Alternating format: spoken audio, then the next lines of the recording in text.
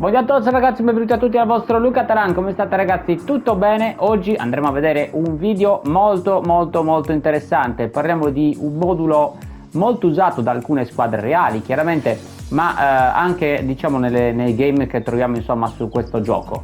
È un modulo che ci darà la possibilità, come andremo a vedere, di giocare sia per vie centrali ma anche comunque sulle fasce. Andiamolo subito ragazzi ad analizzare senza perderci in ulteriori chiacchiere. Eccolo qui ragazzi, parliamo di 3-2-2-3 o comunque come lo definisce il gioco, ma comunque lo definirei anche un 3-2-4 se proprio vogliamo, no? Dipende un po', insomma, un po' dagli interpreti che andiamo a mettere all'interno del campo.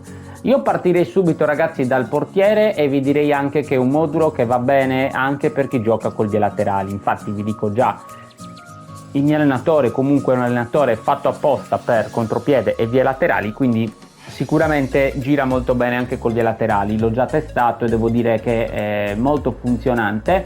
L'unica cosa, magari davanti metterei più un attaccante, ecco, di spessore, più un Haaland, un Lewandowski, no, un colpitore di testa, ecco, un Koller per chi ce l'ha ovviamente. Ma va bene anche comunque con gli altri stili. Sicuramente è un modulo che, come già detto, ci dà la possibilità di variare tanto e di poter giocare in diverse maniere, oltre che poi all'occorrenza anche di coprirci e passare alla difesa a 5. Il portiere ragazzi, io ci metto Petr Cech, ma lui praticamente è uno dei portieri più forti secondo me usciti su sto gioco, attualmente comunque ancora adesso, che anche se diciamo ormai è una carta un po' vecchiotta, ma fa sempre molto bene il suo. Poi ragazzi, terzino difensivo, incontrista e terzino difensivo, o meglio, mi correggo anche, sviluppo, incontrista, sviluppo. Quindi io ho due terzini difensivi con queste caratteristiche, ok? Quindi livellati molto per fare i centrali più che i terzini. Caratteristiche comunque in comune che devono avere tutti i difensori, ma in generale ragazzi la squadra, perché ormai una squadra lenta non va più da nessuna parte, sono chiaramente la velocità. L'accelerazione possiamo anche un pochino, diciamo, ecco, limitarla, tanto non ci interessa che facciano le sgaloppate appunto palla al piede, però ci interessa la velocità per inseguire gli attaccanti avversari, il comportamento difensivo, ovviamente il salto, il contatto fisico, il colpo di testa. Quindi ragazzi, più hanno parametri alti in questi valori qui che ho appena citato, meglio è per noi. La velocità, ricordatevi ragazzi, come parametro almeno sopra i 90-92, non meno. Cioè già un giocatore che ha per dire 88-87 magari sì, potrebbe essere un cambio, però ragazzi non un giocatore secondo me titolari ragazzi. Se avete delle leggende con queste caratteristiche ovviamente usatele, se no vanno bene comunque anche i pot settimanali. Il discorso è che mi raccomando ragazzi, importantissimo il parametro, perché ormai ci siamo accorti ragazzi con che velocità gli attaccanti partono, palla al piede, con che rapidità veramente si fanno i dribbling. Quindi immaginate voi avere una difesa lenta, diventerebbe ragazzi quasi impossibile giocarci. Non sono messi così a caso ragazzi, attenzione, i centrali di difesa è importantissimo metterli con questa tipologia di disposizione, perché l'incontrista uscirà, quindi fungerà da terzo mediano, diciamo così, e gli altri due invece copriranno.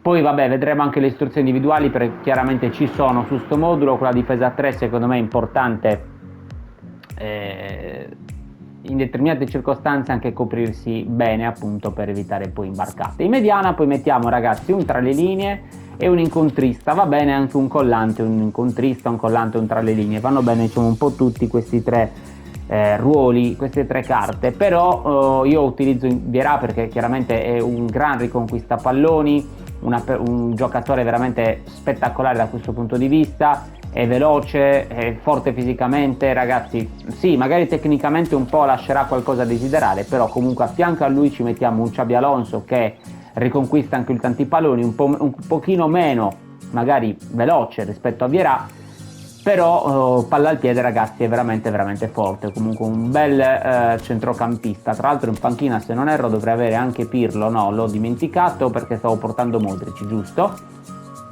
Passiamo ragazzi poi in avanti. Partiamo dagli esterni. Io qui ci metto un giocatore chiave e un terzino offensivo. Vanno bene anche due ale prolifiche. Io ho due specialisti di cross, qualora giocassimo soprattutto con i due laterali avessimo davanti una torre. Diciamo ragazzi che qui sugli esterni il discorso da fare è un pochino differente, mentre finora abbiamo visto i mediani da difesa dove è importantissimo mettere magari determinate carte con determinati parametri, qui possiamo scegliere se avere più diciamo degli esterni di spinta o un po' più di copertura. Ok, quindi mi spiego meglio.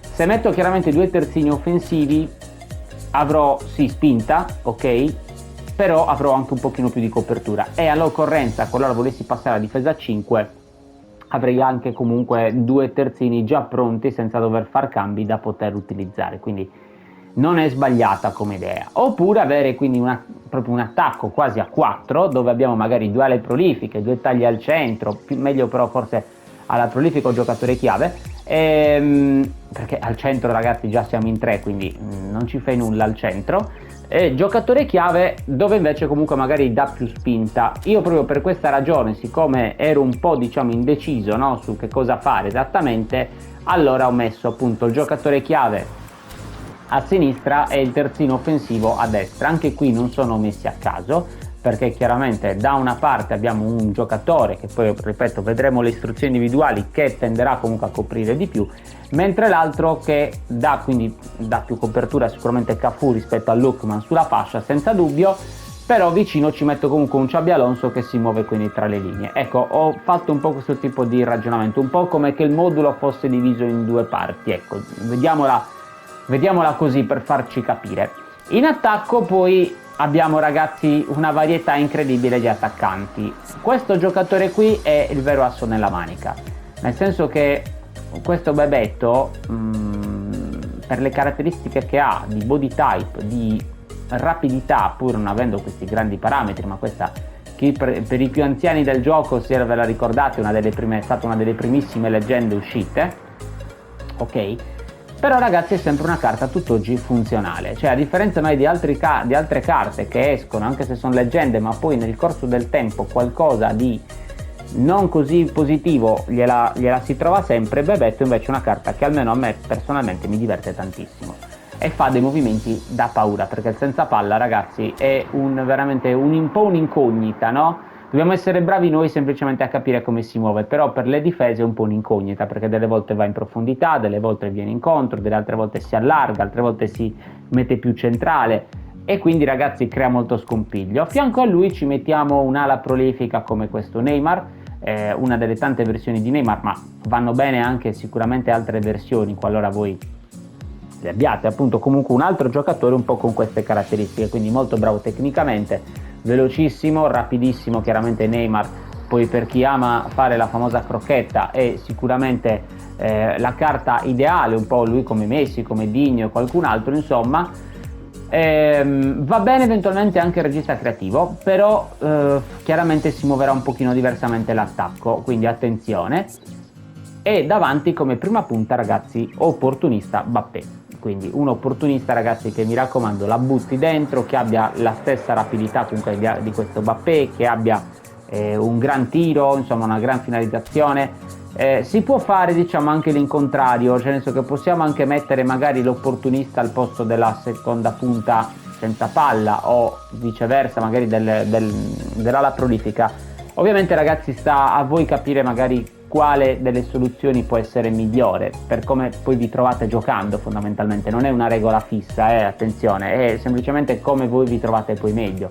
Io mi sono trovato molto bene così e riesco a fare tanti gol, però sicuramente testerò bene anche le altre due opzioni che vi ho detto, perché comunque sai bisogna sempre poi sperimentare, provare, io poi sono costretto a farlo per via del canale. Andiamo subito ragazzi a vedere un attimino la panchina, quindi molto velocemente mi porto i due centrali, anzi 3 per la difesa, mi porto un centrocampista giocatore chiave perché attenzione, altro piccolo segreto di questo modulo, possiamo abbassare e coprirci di più a centrocampo, quindi mettiamo anziché 2 seconde punte mettiamo 2 trequartisti, quindi com'è il modulo diciamo in originale, e il giocatore chiave sicuramente fa il suo dovere.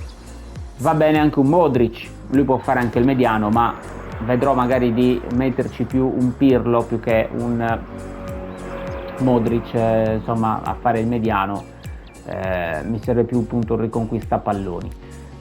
Portiamo Sorloth come fulcro di gioco appunto che per i colpi di testa, Barella che può fare un po' di tiro a centrocampo, li fa molto bene, Digno che comunque è il sostituto di Neymar o Bebetto, Doku e Boga loro possono fare soprattutto gli esterni come nel caso di Doku, però Boga anche la punta. Watkins, carta vinta proprio su questo pool che è uscito questa settimana, voglio testarlo, sicuramente potrebbe essere una valida alternativa comunque come colpitore di testa, essendo comunque non essendo altissimo, però ha dei parametri, comunque salto 82, colpo di testa 78, si poteva fare magari qualcosina in meglio, contatto fisico, sicuramente non è certo il nostro caller di turno, però vorrei provarlo, ecco, se sa fare meglio di Mbappé, era questo il senso della mia frase. E poi chiaramente Deco che può fare appunto un po' tutti i ruoli, soprattutto nella zona del centrocampo, in particolar modo trequartista lo fa molto molto bene. Prima di andare avanti però ragazzi, di farvi vedere quali sono chiaramente le istruzioni individuali di questo modulo, vi volevo sempre ricordare delle affiliazioni di Amazon e Genetica Amico. Sono due piattaforme dalla quale possiamo acquistare tutto ciò che vogliamo a dei prezzi veramente ribassati. Passando al link che trovate in descrizione potete chiaramente farlo ed è completamente gratuito. Sono per chi volesse anche aperti gli abbonamenti al canale a un costo irrisorio di 1/2 euro. So che sono delle cifre irrisorie che a voi non cambieranno mai la vita, però per me ragazzi sarebbero molto importanti, ma soprattutto sarebbe anche un segno di soddisfazione, insomma, per il lavoro che tutti i giorni cerco di portarvi, di portare sempre nuovi contenuti, di inventarmi sempre qualcosa di nuovo per rimanere sempre aggiornati e darvi sempre qualche soluzione migliore, oltre che chiaramente sbloccherete la possibilità di avere magari dei video personalizzati su di voi, delle video lezioni appunto fatte magari insieme, dei moduli soltanto esclusivamente per voi, quindi diciamo che non è pagare 1 euro per poi non aver niente, ma comunque ci sono anche dei piccoli vantaggi dal canale, quindi tutta la lista chiaramente dei video per gli abbonati, quindi ringrazio già in partenza chi lo farà. Andiamo a vedere ragazzi le istruzioni individuali, che sono molto semplici. Sono il difensivo su il mediano, dirà in questo caso su il tra le linee,